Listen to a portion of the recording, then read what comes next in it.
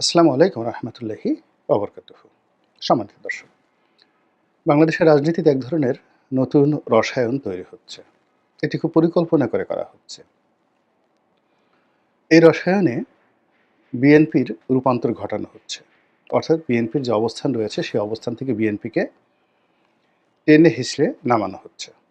অন্যদিকে সেই রসায়নের ফলে একেবারে নতুনভাবে যে দলটি প্রতিষ্ঠিত হয়েছে সেই দলের নেতৃবৃন্দকে এবং সেই দলটিকে টেনে হিঁচড়ে উপরে তোলার চেষ্টা করছে এবং বিএনপির সমান্তরাল বসিয়ে তারপরে বিএনপিকে বেইজ্জতি করার শত রকম চেষ্টা, তদবির, কৌশল ইতিমধ্যে তৈরি করা হয়ে গেছে। এবং এখানে নতুন যে দল এনসিপি, নামটা এমনভাবে রাখা হয়েছে এনসিপি, আর অন্যদিকে হলো বিএনপি। এন এবং পি এই দুটোর সঙ্গে সামঞ্জস্য রেখে নামটা রাখা হয়েছে মূলত বিএনপিকে হিট অ্যান্ড হার্ট করার জন্য। আবার অন্যদিকে বিএনপির যিনি নেতা জনাব তারেক রহমান, এখন তার যে বর্ণাঢ্য রাজনৈতিক ক্যারিয়ার, তিনি শহীদ প্রেসিডেন্ট জিয়াউর রহমান সাহেবের সন্তান, তারপর বেগম খালেদা জিয়ার সন্তান, তার বাবা সেনাপ্রধান, রাষ্ট্রপতি, মুক্তিযুদ্ধের সেক্টর কমান্ডার এবং সফল রাষ্ট্রনায়কের পাশাপাশি বাংলাদেশের যে ডানপন্থী রাজনীতি, সেই রাজনীতির জনক। বঙ্গবন্ধুকে যদি আপনি রাজনীতির এবং দেশমাতৃকার জনক বলেন, যে ঠিক আছে, বঙ্গবন্ধু জাতির পিতা, বাঙালি জাতির পিতা, তো সে থেকে কন্টেম্পোরারি জিয়াউর রহমানকে দুটো স্থান দিতে হবে। একটা হলো যে বাংলাদেশ নামক যে রাষ্ট্র, সেই রাষ্ট্রটির যদি পিতা ধরেন, সেই রাষ্ট্রটির পিতা বিএনপি ক্লেম করতে পারে জিয়াউর রহমানকে। এর কারণ হলো বঙ্গবন্ধু যে জাতীয় সত্তা তৈরি করেছিলেন, বাঙালি জাতীয় সত্তা, এবং সেই জাতিসত্তার সঙ্গে যে রাষ্ট্রটি তৈরি করেছিলেন সেখানে কনফ্লিক্ট অফ ইন্টারেস্ট ছিল। অর্থাৎ বাঙালি, পশ্চিমবঙ্গের বাঙালি আছে, আসামের বাঙালি আছে, কিন্তু জিয়াউর রহমান শুধুমাত্র এই কেন্দ্রের যে ভূখণ্ডের যারা বসবাস করি তাদেরকে বাঙালি থেকে বাংলাদেশে আলাদা করে ফেলেছিলেন। এবং ৭৫-এর ১৫ই আগস্টের পর যে রাষ্ট্রটি অ্যাবসলিউটলি একটা হুমকির মুখে পড়েছিল, সেটিকে একটা শক্ত ভিত্তির উপর যে তিনি দাঁড় করিয়েছিলেন, ফলে বাঙালি জাতীয়তাবাদ এবং সেই জাতীয়তাবাদের ভিত্তিতে যে রাষ্ট্রটি, ধর্মনিরপেক্ষ রাষ্ট্রটি, সেই রাষ্ট্রটির বিপরীতে একটি ডানপন্থী, মধ্যপন্থী একটি বাংলাদেশে জাতীয়তাবাদের যে সরকার, সেই সরকারের একজন সফল রাষ্ট্রনায়ক হিসেবে জিয়াউর রহমান এবং তার সন্তান হিসেবে তারেক রহমানের একটা ভিত্তি কিন্তু তৈরি হয়ে গেছে বাই বর্ণ। দ্বিতীয়ত হলো তার মা। তার মা তিনবারের প্রধানমন্ত্রী এবং সফল, রাজনীতিতে সফল, প্রধানমন্ত্রী হিসেবে সফল, তার ব্যক্তিত্ব থেকে শুরু করে সব কিছু। তো এরকম একজন মায়ের সন্তান, এবং তিনি নিজেও সেই ২০০১ সন থেকে গত ২৫ বছর ধরে দলটিকে নেতৃত্ব দিচ্ছেন। মানে ২০০৮ সন পর্যন্ত যুগপৎভাবে তার মায়ের সঙ্গে, তারপর ২০১৮ সন পর্যন্ত বলতে গেলে বেশিরভাগ নেতৃত্ব তিনি দিয়েছেন, আর ১৮ সনের পর থেকে একক নেতৃত্বে দলটি এই পর্যায়ে নিয়ে আসছেন। ফলে আপনি তাকে নিয়ে মানে আওয়ামী লীগের যারা লোকজন আছে যতই ঠাট্টা করুন, যা কিছু করুন, কিন্তু তিনি তার অবস্থানে কিন্তু পৌঁছে গেছেন। কিন্তু আওয়ামী লীগ তারেক রহমান সাহেবের ক্ষতি করতে গিয়ে যে কাজটি করেছে, সেটি হলো আওয়ামী লীগের সভানেত্রী শেখ হাসিনা, বঙ্গবন্ধুর কন্যা, যিনি নিজেকে আনপ্যারালাল ভাবতেন, তাকে নামাতে নামাতে নামাতে নামাতে একেবারে তারেক রহমান সাহেবের কন্টেম্পোরারি নিয়ে আসছেন। ফলে রাজনীতি ২০২০ থেকে ২০২৫ সন পর্যন্ত এই ৫টি বছর ছিল বিএনপি ভার্সেস আওয়ামী লীগ, আর শেখ হাসিনা ভার্সেস তারেক জিয়া, আর মধ্য থেকে বেগম খালেদা জিয়া রাজনীতির বাইরে গিয়ে একটা সার্বজনীন নেত্রী হিসেবে অনেকের কাছে সমাদৃত হয়ে গেছেন। এখন যে তারেক রহমান সাহেবকে আগস্ট মাসের ৫ তারিখ পর্যন্ত অবিসংবাদিত নেতা, একেবারে ভবিষ্যৎ প্রধানমন্ত্রী এটি নিয়ে কোনো রকম 1% সম্ভাবনা নেই। এবং তার কর্মকাণ্ড, তার কথাবার্তা, তার সিদ্ধান্ত সবকিছু নিয়ে যেখানে এক ধরনের হেজিমনি তৈরি হয়ে গেছিল, ঠিক সেই জায়গাটি সেই জায়গাটি এই সময়টিতে এসে গত ৯ মাসে বর্তমান ডক্টর মোহাম্মদ ইউনূস সরকার এবং তার সঙ্গে যারা আছেন, তাদের যে রণকৌশল, তাদের যে রাজনৈতিক কৌশল, সেই কৌশলে বিএনপির যে সর্বনাশ হয়েছে সেটা তো বিএনপির সব লোক বুঝতে পারছে সারা বাংলাদেশে। তারা বুঝতেও পারেনি যে যেমন ক্ষুধার্ত মানুষের সামনে আপনি যদি খাবার দেন, ৩ দিন বা ৭ দিন একটা মানুষ খায়নি, এরকম ১,০০০ লোককে ছেড়ে দেন এবং আপনি ২,০০০ লোকের খাবার দেন। তাদের যে চাহিদা, সেই চাহিদার ১০ ভাগও তারা গ্রহণ করতে পারবে না। বাকি ২,০০০ লোকের খাবার তারা একেবারে মাটির সঙ্গে মিশিয়ে দেবে, নষ্ট করে ফেলবে। এটা হলো মানুষের চরিত্র। আপনি মরুভূমিতে যদি একটা মানুষ ২ দিন তৃষ্ণার্ত থাকে এবং একেবারে মরণাপন্ন, ওই অবস্থায় তার সামনে যদি আপনি পানি দেন, ও মরে যাবে সঙ্গে, সঙ্গে।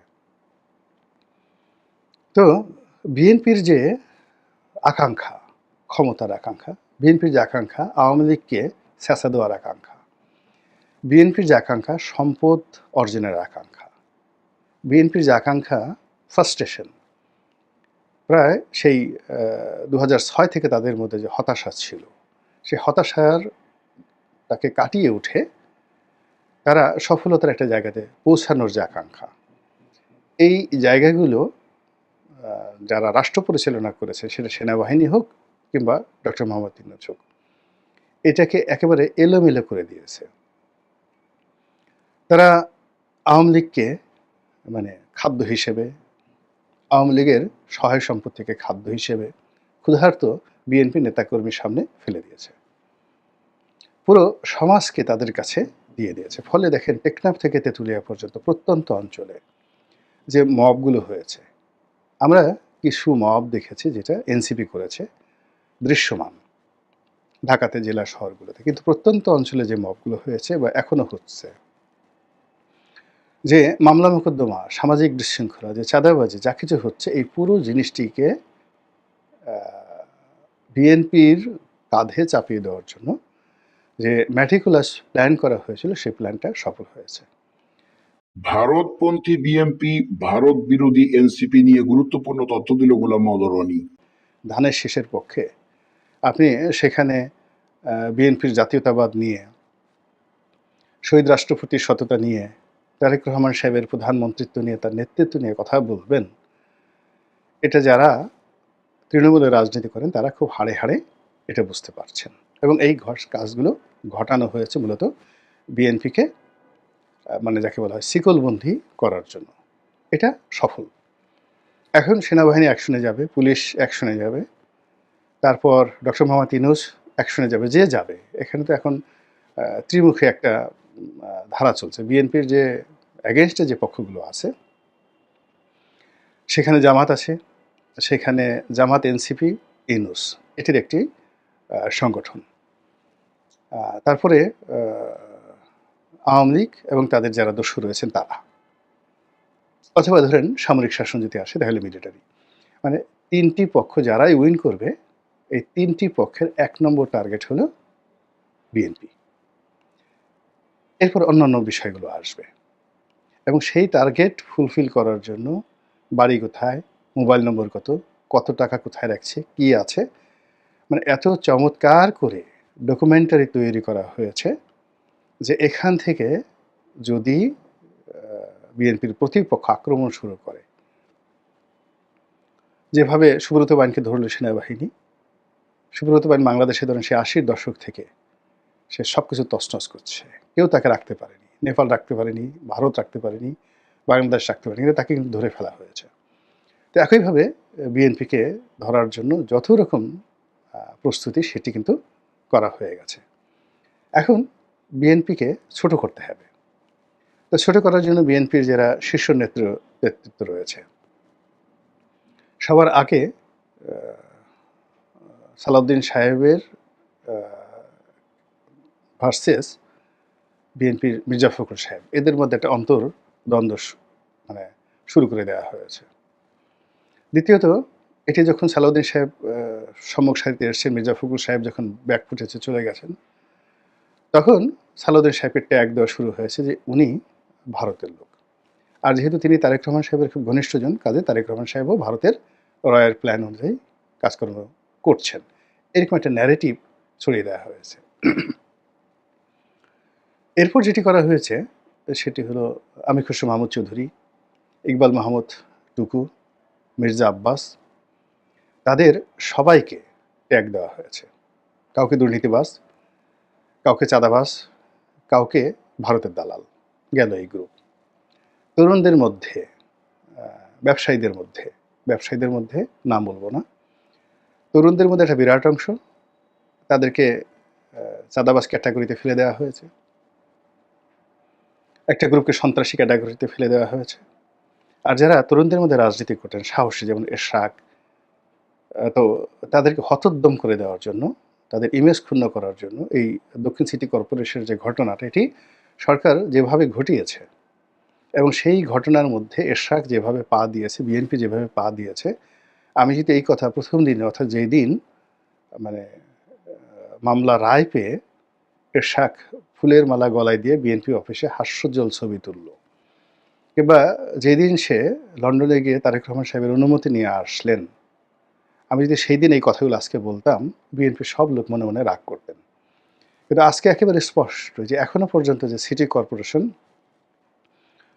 অচল করে দেওয়া হয়েছে এবং সিটি কর্পোরেশনে বিএনপির এবং এরশাকের যারা সমর্থক, তারা যে কর্মকাণ্ড করছেন, এই পুরো কর্মকাণ্ড পুরনো ঢাকা এবং দক্ষিণ সিটি কর্পোরেশনের যারা ভোটার সুবিধাভোগী, তাদের মধ্যে কি নেতিবাচক প্রতিক্রিয়া তৈরি করেছে, এটি বিএনপি আন্দাজ করতে পারছে কিনা আমি বলতে পারবো না। তবে যারা এই পরিকল্পনা করেছেন সরকারের, তারা খুশিতে কিন্তু বগল বাজাচ্ছে। তো এইভাবে পুরো রাজনীতিটা বিএনপির জন্য জটিল করে দেওয়া হয়েছে। বিএনপি তার সংখ্যাধিক্য, তারপর তাদের যে শক্তিমত্তা, তাদের জনপ্রিয়তা, এটার উপর যে বাহাদুরি করেছিল, সেই বাহাদুরি আসলে এখন কোনো কাজে আসবে না। কোনো বিশৃঙ্খল সেনাবাহিনী, সে যত বড় হোক না কেন, 10 লক্ষ সৈন্যের সেনাবাহিনী, সেটা মাত্র 50,000 সৈন্যের সেনাবাহিনীর কাছে পরাজিত হয়েছে পৃথিবীতে। কিংবা ধরুন 60,000 সৈন্যের সেনাবাহিনী নবাব সিরাজউদ্দৌলার, সেই সেনাবাহিনী পরাজিত হয়েছে মাত্র 4,500 সৈন্যের সেনাবাহিনী, যার মধ্যে ইংরেজ সৈন্য ছিল মাত্র 800। রবার্ট ক্লাইভ ভার্সেস নবাব সিরাজউদ্দৌলা। কাজেই বিএনপির যে বিপুল সংখ্যাধিক্য, সবকিছু বিপুল, এটা কৌশলের কাছে পরাজিত হতে পারে, এরকম নমুনা ইতিহাসে বহু রয়েছে। তো কাজেই এই যে সংখ্যাধিক্য, এটা বিএনপির জন্য এখন বোঝা হয়ে গেছে। বিএনপির নেতৃবৃন্দ যারা ছিলেন, যাদের ত্যাগ ছিল, তিতিক্ষা ছিল, তাদেরকে বিএনপির মধ্যে টোপ ফেলে হোক কিংবা পরিস্থিতি সৃষ্টি করে হোক, একে একে মাইনাস করে দেওয়া হচ্ছে। ছাত্রদল, যুবদল থেকে শুরু করে অন্যান্য সব জায়গাতে, আপনি জেলা শহরগুলোতে গিয়ে দেখেন, সেখানে বিএনপির জনপ্রিয় নেতা, বিএনপির শক্তিশালী নেতা, তাদের মধ্যে কি হচ্ছে, সিলেটে কি হচ্ছে, চট্টগ্রামে কি হচ্ছে, কক্সবাজারে কি হচ্ছে, বরিশালে কি হচ্ছে, সব জায়গাতে একই ছিল। ঢাকা শহরে কি হচ্ছে, এখানে যারা শক্তি দেখাতে পারে তারা একটা গ্রুপ হয়ে গেছে, আর যারা জনপ্রিয় তাদের আর একটা গ্রুপ হয়ে গেছে। তো এই জিনিসগুলো করতে দেয়া হয়েছে। আর সর্বশেষ বিএনপির যে সম্পদ, সেটি হলো জিয়া পরিবার। তো সেই জিয়া পরিবারকে, বেগম জিয়াকে দেশের বাইরে পাঠানো হয়েছে, আবার আনা হয়েছে। তারপরে তারেক রহমান সাহেবকে সম্মানিত করা হয়েছে, মর্যাদা দেওয়া হয়েছে। এখন তাকে আবার উত্তেজিত করে, রাগান্বিত করে তাকে মাঠে নামানো হয়েছে। তারপর এখন তাকে বলা হচ্ছে তিনি কেন দেশে আসেন না, সবই তো মামলা নাই, মোকদ্দমা নাই, তো তার আসতে অসুবিধাটা কি, এই কথার কোনো উত্তর বিএনপি দিতে পারছে না। আর অন্যদিকে তারেক রহমান সাহেবকে এবং বিএনপিকে সরাসরি একেবারে ডক্টর মোহাম্মদ ইউনূসের যে ছোট দল, রাজনৈতিক দল, সেই এনসিপির মুখোমুখি দাঁড় করে দেওয়া হচ্ছে। এখন বিএনপি ভার্সেস জামাত বলা হচ্ছে না, বিএনপি ভার্সেস আওয়ামী লীগ বলা হচ্ছে না, বিএনপি ভার্সেস জাতীয় পার্টি বলা হচ্ছে না, বিএনপি ভার্সেস এনসিপি বলা হচ্ছে। এবং এনসিপির অ্যাগেনস্টে বিএনপির নামটি যে উচ্চারিত হচ্ছে, এটাতেই বিএনপির যত রকম ইজ্জত রয়েছে, প্রত্যেকটা ইজ্জত একেবারে রীতিমতো পাংচার হয়ে গেছে। 2 নম্বর হলো যে যখন সেই এনসিপির নেতৃবৃন্দ, সেটা হাসনাত সাহেব হোক, সার্জি সাহেব হোক কিংবা নাহিদ সাহেব হোক, তারা যখন সরাসরি সালাউদ্দিন সাহেবকে টিটকারি করছে, মির্জা আব্বাসকে গালাগাল করছে, তারেক রহমান সাহেবকে টার্গেট করে অসম্মান করে কথা বলছে, কিংবা তাকে উদ্দেশ্য করে কথা বলছে, তাকে চ্যালেঞ্জ জানিয়ে কথা বলছে, বা এনসিপি থেকে এমন কিছু হচ্ছে যেটাকে আকার ইঙ্গিতে কাউন্ট করে তারেক রহমান সাহেবকে বলতে হচ্ছে যে একটা নতুন দল বা একটা সেই দলকে টার্গেট করে, মানে এনসিপিকে উদ্দেশ্য করে যখনই তারেক রহমান সাহেবের মুখ দিয়ে একটা ছোট সিঙ্গেল কথা আসছে, ইট মিনস তারেক রহমান সাহেব ওই ভুল করছেন যে ভুল শেখ হাসিনা করেছেন। ফলে যা হওয়ার তাই হচ্ছে। পুরো রাজনীতিতে একেবারে একটা এলোমেলো নাবড়া টাইপের হয়ে গেছে। ডাল চাল খিচুড়ি পাকালে যে অবস্থায়, ওই অবস্থায় পড়ে গেছে। এবং সেখান থেকে বিএনপিকে আলাদা করা, তারেক রহমান সাহেব আবার সেখান থেকে বের হয়ে এসে আবার গর্জে ওঠা, এটা যথেষ্ট সময় সাপেক্ষ বিষয়। আল্লাহ আমাদের রাজনীতির সবাইকে সুমতি দান করুন এবং এই দেশে একটা রাজনৈতিক স্থিতিশীলতা আসুক। আসসালামু আলাইকুম রহমতুল্লাহি ওয়া বারাকাতুহু।